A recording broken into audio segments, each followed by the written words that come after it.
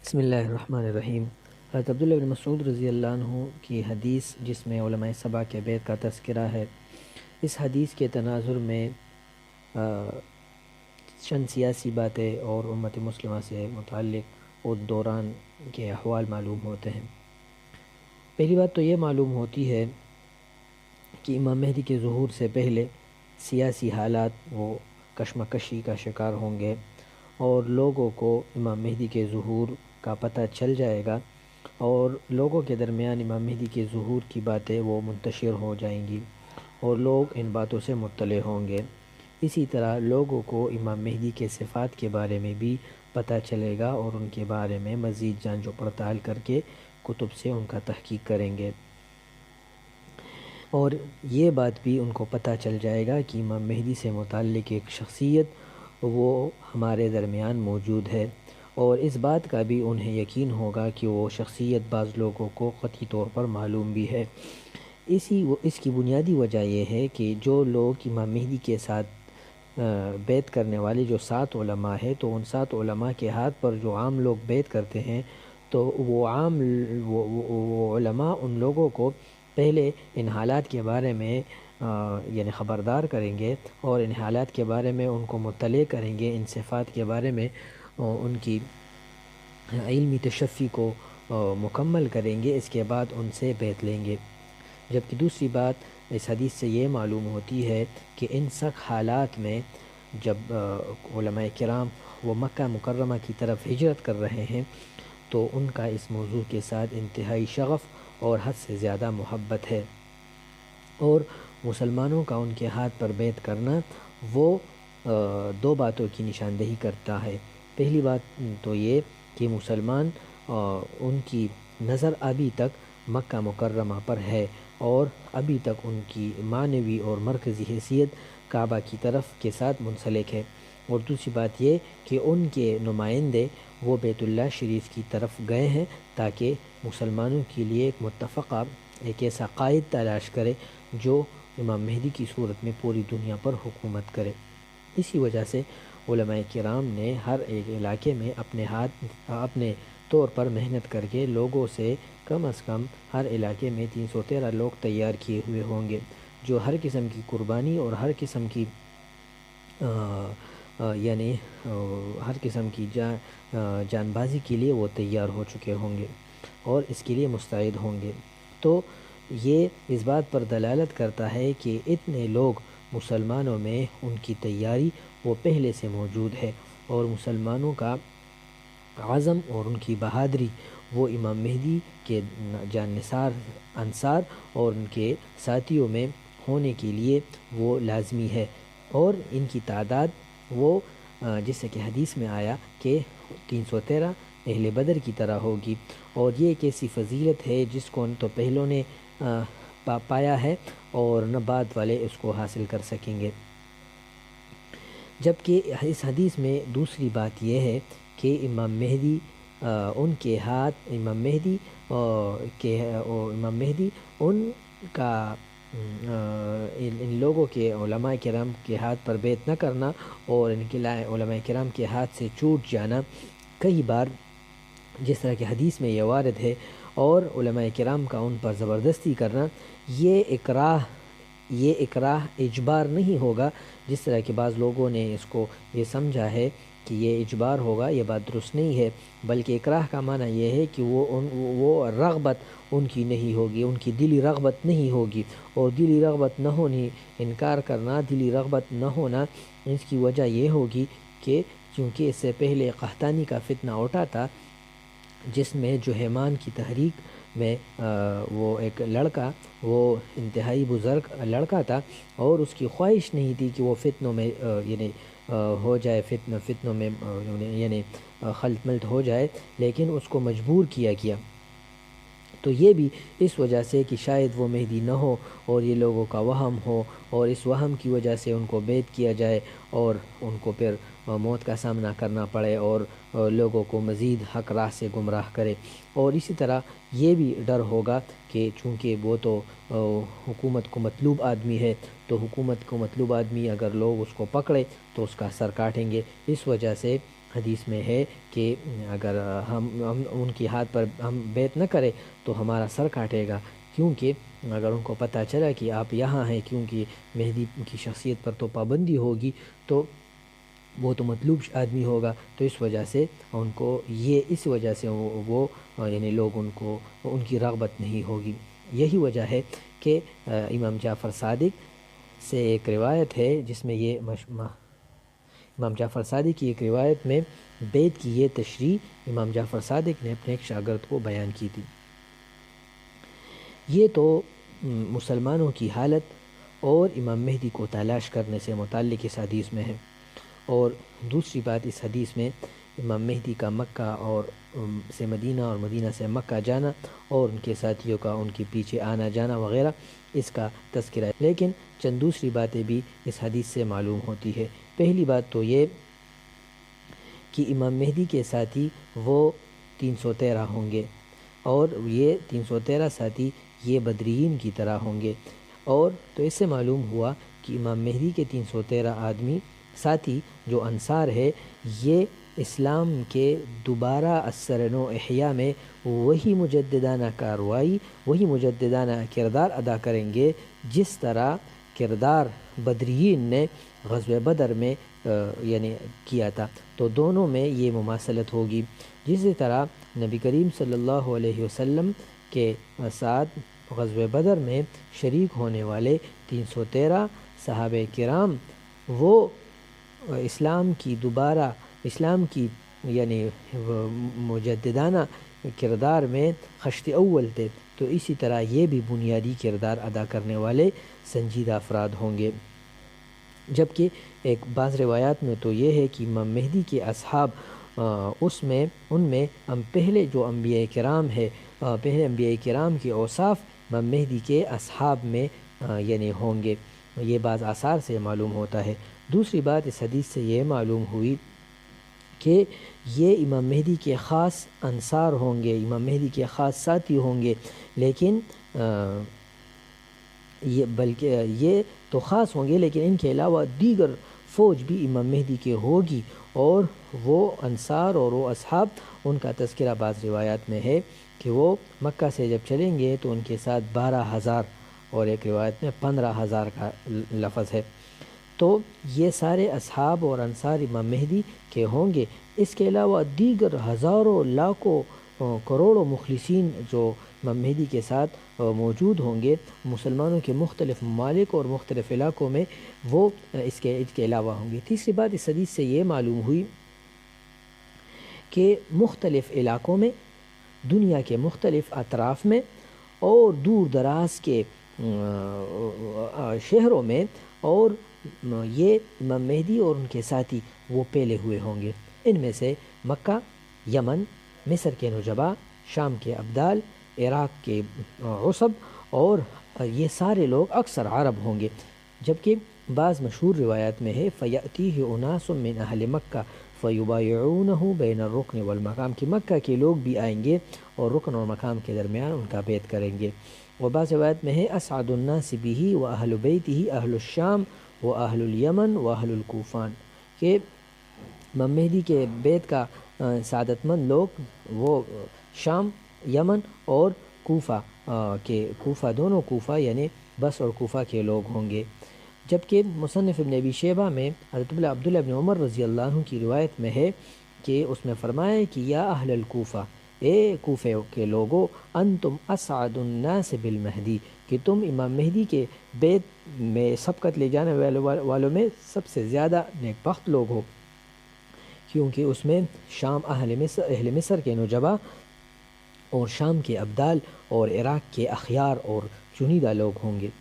جبکہ ایک حدیث میں ہے کہ یخرج الیہ من الابدال من الشام واشباہم، کہ شام کے ابدال اور ان جیسے لوگ آئیں گے۔ اور ایک حدیث میں ان کی یعنی تعریف ایسی کی گئی ہے کأن قلوبہم زبر الحدید، کہ لوہے کے تختوں کی طرح ان کے دل ہوں گے، رہبان باللیل لیوس بالنہار، رات کے راہب اور دنوں کے شیر ہوں گے۔ وَأَهْلُ الْيَمَنِ، اور اہل یمن بھی آئیں گے، حَتَّى يَأْتُونَهُ فَيُبَايِعُونَهُ بَيْنَ الرُّكْنِ وَالْمَقَامِ، یمن بھی آ کر رکن اور مقام کے درمیان ان کا بیعت کریں گے۔ یہاں یہ ایک بات ہے جس کو ابن عربی نے فتوحات مکیہ کے میں نقل کیا ہے کہ عجم میں بھی کہ یعنی بعض عجمی لوگ بھی آئیں گے اور عجمی سارے کے سارے عجمی ہوں گے، عربی ان میں نہیں ہوں گے، لا یتکلمون الا بالعربیہ، اور وہ عربی یعنی صرف عربی بولیں گے۔ لیکن یہ لوگوں کے درمیان یہ بات مشہور ہو گئی ہے، اور حالانکہ یہ بات یعنی اس بات کی کوئی حقیقت نہیں ہے، لوگوں نے ان کو اثر اور حدیث کہا ہے، حالانکہ یہ ان کے مکشوفات ہے، جبکہ صحیح احادیث میں یہ آیا ہے کہ اکثر ان میں عرب ہوں گے اور عجم بھی ہوں گے، بعض تعداد عجم کی بھی ہوگی، اور اس میں عجم میں کنوز الطالقان کا تذکر آیا ہے، جیسے کہ حدیث میں ہے وَيْحَ لِلطالقان، طالقان کے لیے خوشی ہے، فَإِنَّ بِهَا كُنُوزًا، کیونکہ طالقان میں اللہ کے خزانے ہیں، لَيْسَتْ مِنْ ذَهَبٍ وَلَا فِضَّةٍ، جو نہ سونے اور نہ چاندی کے ہیں، وَلَكِنْ بِهَا رِجَالٌ عَرَفُوا اللَّهَ حَقَّ مَعْرِفَتِهِ، وہاں اللہ کے ایسے جاننثار مرد ہے جو اللہ کو اسی طرح جانتے ہیں جس طرح اللہ کے پہچاننے کا حق ہے، اور یہ مہدی کے مددگار اور آخری زمانے کے امام مہدی کے انصار ہوں گے۔ اسی طرح اس روایت سے یہ بات بھی معلوم ہوئی کہ بعض روایات میں امام مہدی کے لشکر میں 313 عورتوں 313 لشکر کے درمیان، وہ 313 لشکر کے درمیان مردوں کے ساتھ ساتھ عورتیں بھی ہوں گی، اور ایک روایت میں ہے کہ 50 عورتیں ہوں گی، جو امام باقر سے روایت ہے، جبکہ دوسری روایت میں ہے کہ یہ 13 عورتیں ہوں گی جو مریضوں کی تیمارداری وغیرہ کریں گی۔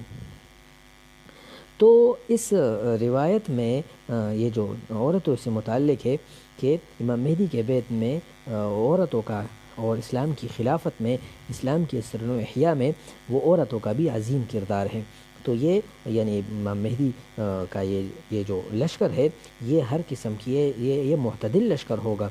جو اس طرح نہیں کہ عورتوں کو سے نفرت کرتے ہیں یا عورتوں کو کسی چیز میں شمار نہیں کرتے، بلکہ عورتوں کی معاملت، عورتوں کے ساتھ معاشرت اور عورتوں کے ساتھ حسن سلوک میں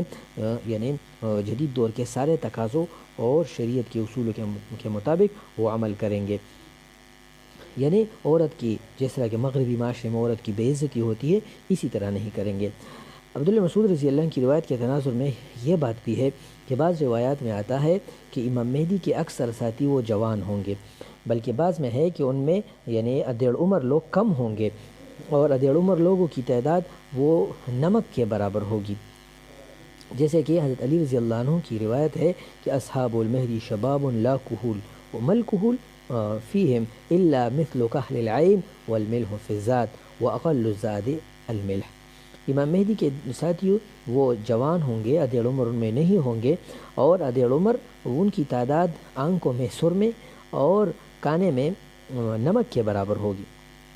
جبکہ عبداللہ مسعود رضی اللہ عنہ کی حدیث البیعہ سے کے تناظر میں ایک یہ بات بھی اس حدیث سے معلوم ہوتی ہے کہ امام مہدی کے یہ جو ساتھی ہوں گے، یہ ان کے فضائل بہت زیادہ ہیں، اور کیونکہ ان کا مقام بہت عظیم ہے، اس وجہ سے ان کے مناقب بھی بہت زیادہ ہیں۔ پہلا مرتبہ تو یہ اصحاب بدر کی ان کی تعداد بھی اصحاب بدر ہے، دوسرا یعنی یہ ان کا مرتبہ اور ان کی تعداد اصحاب طالوت کی جیسے ہے، جس کا تذکرہ یعنی سورہ بقرہ میں موجود ہے، جنہوں نے طالوت کے ساتھ مل کر نہر کو پار کیا تھا، اور جو داؤد علیہ السلام کی سلطنت اور میں بنیادی کردار انہوں نے ادا کیا تھا۔ اور تیسرے مرتبہ یہ ہے کہ یہ ایسے لوگ ہوں گے کہ جس کا مرتبہ نہ تو پہلوں نے اور نہ ان کے بعد آنے والے کوئی پا سکیں گے۔ اور ایک حدیث میں ہے کہ ان کے لیے زمینوں کو یعنی زمینوں کے ان کے لیے یعنی سمیٹا جائے گا، اور بہت سے علاقے وہ ان کو جلدی ان کو فتح کریں گے، ہر مشکل مراحل ان کے لیے یعنی آسان ہوں گے، اور ان کے ساتھ ان کے جو اللہ کی طرف سے ان کے ساتھ ایک ایسا یعنی ان کے ایسا رعب ہوگا، جو بھی ان کو دیکھیں گے تو وہ مرعوب ہو جائیں گے، اور اس کی وجہ یہ ہے کہ ان کے لشکر میں بہت قوی، مضبوط، سخت دل اور مضبوط جوان ہوں گے، جس طرح کہ قرآن مجید میں اس کی طرف اشارہ ہے، بعثنا علیکم عبادا لنا اولی بأس شدید۔ تو یہ امت کے پسندیدہ، امت کے چنیدہ اور طائف ناجیہ طائف منصورہ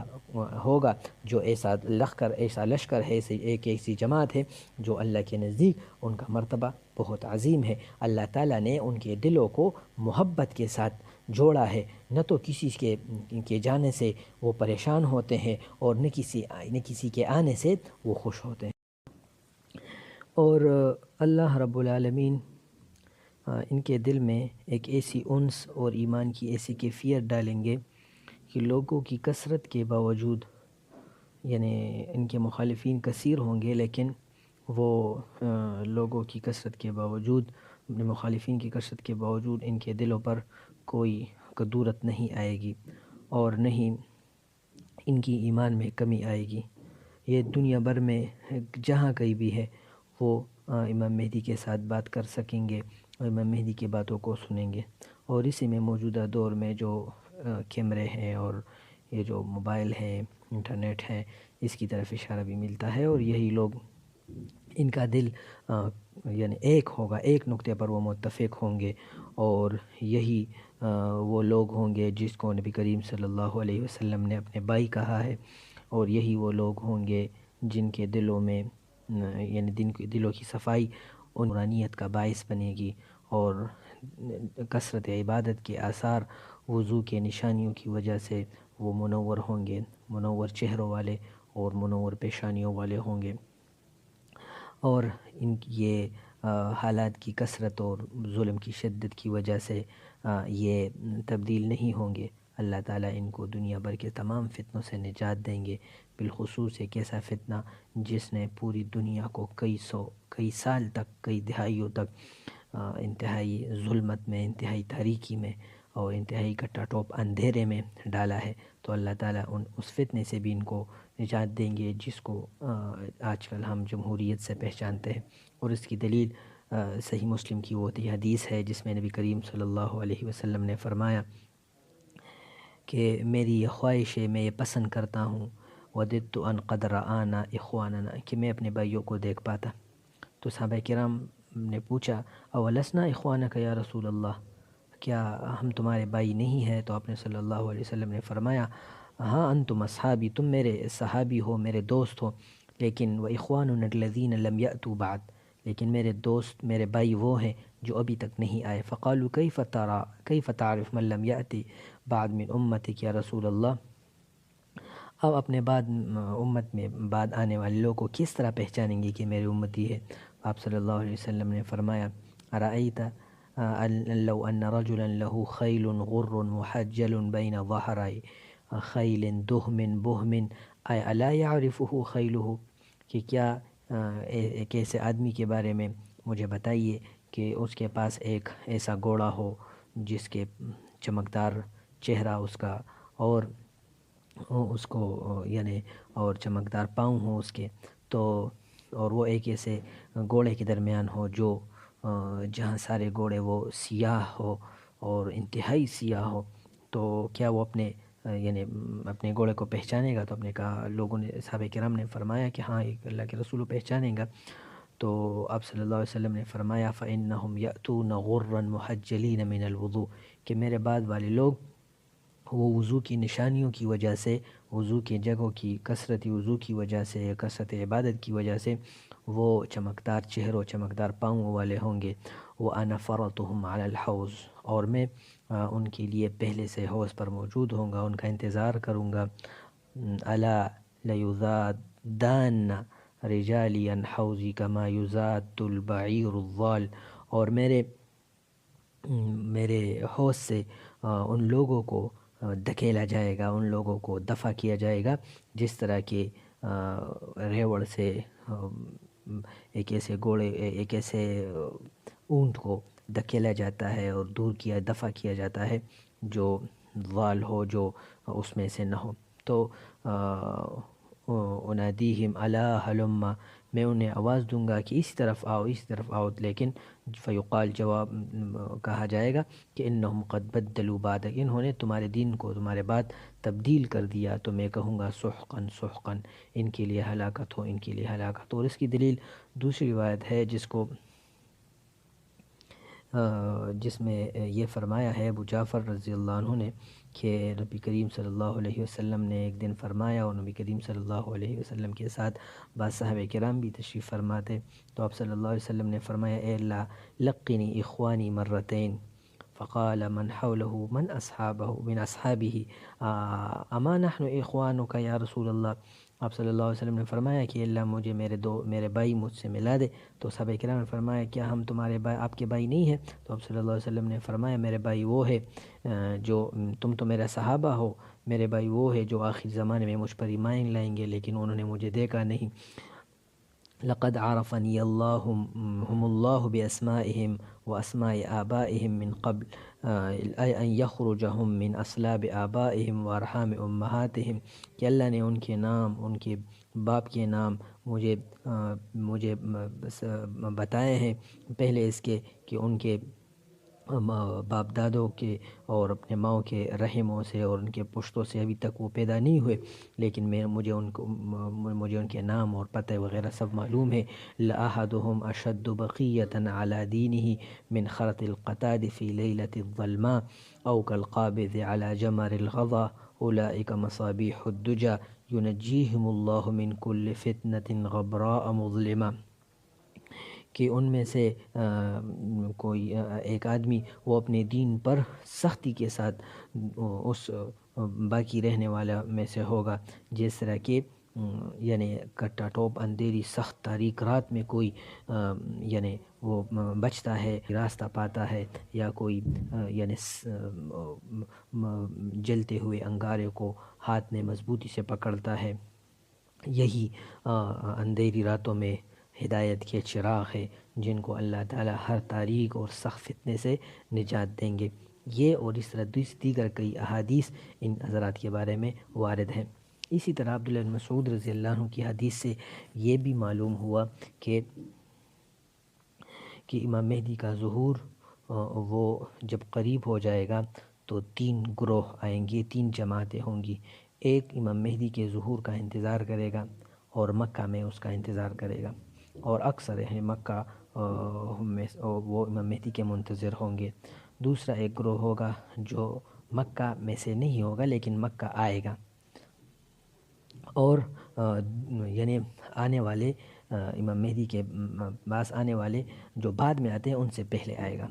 اور ایک گروہ ایسا ہوگا جو ہواؤں میں سفر کر کے اور بادلوں میں سفر کر کے وہ امام مہدی کے پاس پہنچ جائے گا، جس طرح کہ اس حدیث ہے، امام باقر سے حدیث ہے، فرماتے ہیں یکون لصاحب هذا الامر غیبۃ فی بعض هذه الشعاب، کہ امام مہدی کے کا ایک زمانے تک ان گاٹھیوں میں، اور وہ اشار الی ناحیت ذی طوا، اور ذی طوا کے پہاڑوں یعنی جو موجودہ دور میں یعنی جرول کا علاقہ ہے اور مکہ کے یعنی بعض پہاڑی علاقے ہیں، اس کی طرف اشارہ کر کے فرمایا کہ اس میں چند دن تک وہ غائب ہوں گے، حتی اذا کان قبل خروجہ بلیلتین انتہى المولا لہ فی دینہ، اس کا ایک دینی بھائی وہ اس کے خروج سے 2 دن پہلے وہ آئے گا، الذی یکون بین یدیہ حتی یلقى بعض اصحابہ، جو اس سے پہلے ہوگا تو ان کے وہ بعض ساتھیوں کے ساتھ ملیں گے اور کہیں گے کم انتم ہا ہونا، تم یہاں کتنے لوگ ہو؟ تو وہ کہیں گے نحو من 40 رجلا، کہ ہم 40 تک لوگ ہیں۔ تو وہ کہیں گے کیف انتم لو قد رأیتم صاحبکم، کہ یعنی تمہاری خوشی یا کی کیفیت کس طرح ہوگی اگر میں تمہیں مہدی دکھا دوں؟ تو وہ کہیں گے واللہ لو یأوی الجبال لآوینا معہ، اگر وہ پہاڑوں کا میں یعنی جائیں گے تو ہم پہاڑوں میں جائیں گے، اور اگر ثم یأتیہم من القابلہ، پھر اگلی رات امام مہدی ان کے پاس آئیں گے، فیقول لہم اشیروا الی ذوی اسنانکم واخیارکم 10، کہ مجھے اپنے جو تمہارے تجربہ کار اور بہتر لوگ ہیں ان میں سے 10 وہ لے آؤ، فیشیرون لہ الیہم، تو 10 لوگ ان کے پاس لے جائیں گے، فینطلق بہم حتی یأتوا صاحبہم، تو وہ ان کے پاس آئیں گے اور امام مہدی کو ان کے پاس ان سے ملوائیں گے، وبعدہم الی اللیلۃ التی تلیہا، اور اس کے بعد رات یعنی 2 رات بعد وہ امام مہدی کے ساتھ آ کر کعبہ میں بیعت کریں گے۔ اور ذی طوا یہ مکہ کی گاٹھیوں میں سے ایک گاٹھی ہے، اور جو موجودہ دور میں یعنی عتیبیہ اور جرول کے علاقے وہ اس میں آتے ہیں۔ تو اس سے یہ معلوم ہوتا ہے کہ امام مہدی مکہ میں ہوں گے اور حرم کے پاس ہوں گے اور حرم کے قریب ہوں گے اور لوگ ان کے پاس بیعت کے لیے آئیں گے۔ جبکہ امام باقر سے ایک روایت یہ ہے، ان القائب یہبط من ثنیۃ ذی طویٰ فی عدۃ اہل بدر 313 رجلا حتی یسند ظہرہ الی حجر الاسود، کہ امام مہدی 313 لوگوں میں آ کر وہ بیت اللہ کے ساتھ وہ ٹیک لگائے ہوئے ہوں گے۔ تو اس روایت سے معلوم ہوتا ہے کہ امام مہدی کا مکہ کے پہاڑوں میں آنا اور مکہ کے پہاڑوں میں چھپنا یہ امام مہدی کے ظہور سے پہلے ہوگا۔ اور اس سے بعض روافضہ جو اثنا شریعہ اپنے امام مہدی محمد عسکری کے بارے میں کہتے ہیں کہ وہ سرداب سامراء میں وہ گم ہوا ہے 255 ہجری میں اور ابھی تک نہیں نکلے، ان پر ایک قسم کا رد بھی ہے، اور جو ان پر خلط اور یعنی ان کا دھوکہ اس بعض روایت سے ملتا ہے، تو یہ بات صحیح نہیں ہے۔ اور یہی بات جو امام مہدی کے بارے میں آثار میں منقول ہے، وہ یہی بات ہے کہ امام مہدی کو تلاش کرنے والے 7 علماء جو دنیا بھر سے آئیں گے وہ ان کو تلاش کریں گے۔ جبکہ امام ابو بکر محمد بن الحشر النقاش المقری وہ کہتے ہیں کہ یخرج من قریہ من قری جرش فی 30 رجلا فیبلغ المؤمنین خروجہ فیأتونہ من کل ارض یحنون الیہ کما تحن الناقۃ الی فصیلہا۔ اقتدرہ میں یہ روایت نقل کر کے وہ کہتے ہیں کہ یہ 30 بندوں کے ساتھ جرش کے علاقے سے نکلیں گے، اور تمام دنیا جب یہ پتہ چل جائے گا تو دنیا سے تمام لوگ ان کے پاس اس طرح آئیں گے جس طرح کہ اونٹنی اپنے بچے کے ساتھ محبت سے پیش آتی ہے۔ جبکہ امام جعفر صادق سے روایت ہے کہ امام مہدی 45 کے لوگوں کے پاس کے ساتھ مل کر آئیں گے، جبکہ اس میں مختلف علاقوں کے لوگ ہوں گے۔ ایک علاقے سے ایک آدمی، دوسرے علاقے سے 2 آدمی، تیسرے علاقے سے 3 آدمی، بعض سے 4، بعض سے 5، بعض سے 6، بعض سے 7، اور بعض سے 8 اور بعض سے 9، اور اسی طرح ان کے لیے یعنی عدد مقصودی جو عدد ہوگا 313 وہ پورا ہو جائے گا۔ تو ان روایات سے یہ معلوم ہوتا ہے کہ امام مہدی کے ظہور سے پہلے بہت سے مقدمات ہوں گے، اور امام مہدی مکہ آئیں گے، ان کے پاس بہت سے لوگ ہوں گے، اور بعض لوگ پہلے پہنچیں گے، بعض درمیانی پہنچیں گے، بعض لوگ یعنی بادلوں میں سفر کر کے آئیں گے، اور ان کے نام اور ان کے باپ کے نام، ان کے دادا کے نام لوگوں کو معروف ہوں گے، تو لوگ ان سے مانوس ہوں گے۔ تو یہ نام معلوم ہونا، یہ روایات کے دقت کے ساتھ مطالعہ کر کے، اور یہ اس سے معلوم ہوتا ہے، اور صاحب کتاب کے الہام اور کشفی صورتحال سے معلوم کر کے یہ معلوم ہوتا ہے کہ یہ ترتیب ایک باقاعدہ امام مہدی کو پہلے سے معلوم ہوگی، اور روایت کا پہلے سے انہوں نے جائزہ لیا ہوگا۔ تو وہ ایک یعنی امام مہدی کے ساتھ پہلے سے رابطے میں ہوں گے، یا ان کو کشف و الہام سے پتہ چلے گا، یا باقاعدہ ترتیب کے ساتھ وہ آئیں گے، یا اللہ تعالیٰ خود اپنے خاص فضل کے ساتھ ان سے معاملہ کر کے ان کو لے آئیں گے۔ واللہ اعلم۔